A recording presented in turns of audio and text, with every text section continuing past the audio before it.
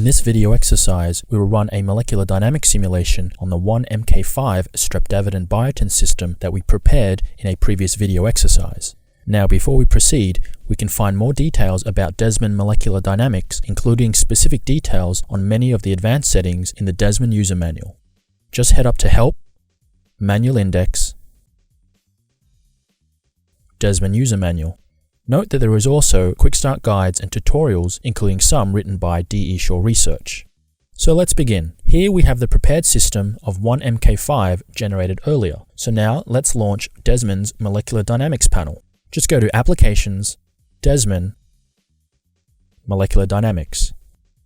Or if you're in the task view mode, just go to Tasks, Molecular Dynamics, Molecular Dynamics. Or search for Molecular Dynamics in the task tree. Once the panel is open, click Load to load the system from the workspace. If your system is not preloaded in the workspace, you can select Import from File and then choose the .cms file. So here we have the basic settings for running molecular dynamics. Under the simulations options, we have the simulation time, simulation intervals, i.e. time intervals by which different energy terms are recorded and trajectory snapshots are saved, and a selection of ensemble classes. For our simulation, we'll run it for 50 nanoseconds, and then double the recording interval for the trajectory to 9.6.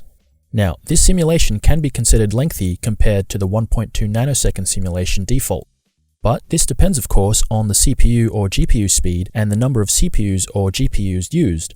And keep in mind that if you are using the GPU accelerated version of Desmond, then you should experience approximately 60 to 80 times greater speed than the CPU version. So if you're following along this exercise and don't intend on running the simulation on multiple fast CPUs or a GPU, then you may want to revert to the default settings for a shorter simulation just to get an overall feel on how to run a molecular dynamics job. Down here, we can relax the model system before simulation, which we will ensure is checked. By doing so, we'll be using the default protocol, which includes a series of predefined minimization and molecular dynamics executions to relax the system before the production simulation starts. Or you can browse and import your own relaxation protocol. Now, the stage-wise relaxation equilibration tasks can be defined in a so-called multisim script file, which allows for running multiple simulations. The syntax for the multisim file, also known as a .msj file, is documented in the Schrödinger Desmond user manual.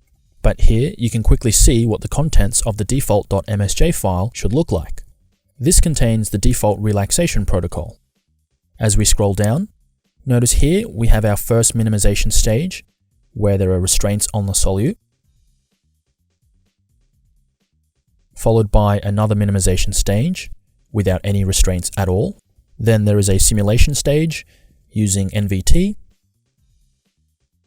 at 10 Kelvin, for only 12 picoseconds and with restraints on the solute heavy atoms. So as you can see, the default relaxation protocol is fairly extensive, and you are free to manually edit this .msj file beforehand to modify or introduce additional relaxation stages. Here we have the advanced options.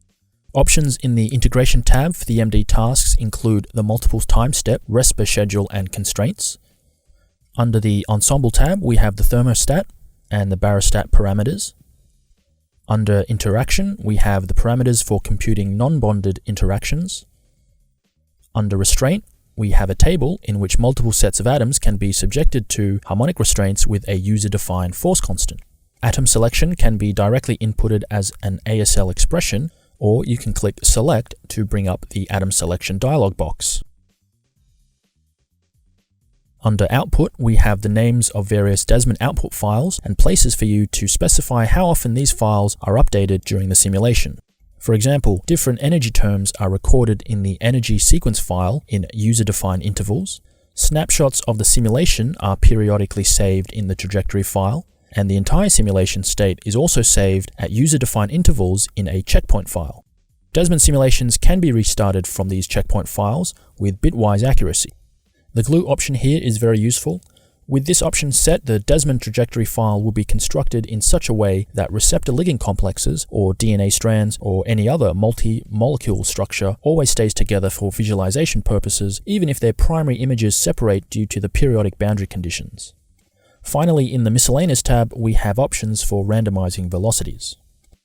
Now, if you want to gain more understanding about all of these advanced MD settings, please again refer to the Desmond user manual. In our example, we'll just use the defaults. Now we're ready to submit the job, but before we click Run, we'll open the Job Settings panel, rename the job, and then choose a non-Windows host. I'm in Windows here, so I'll submit this to a remote Linux workstation.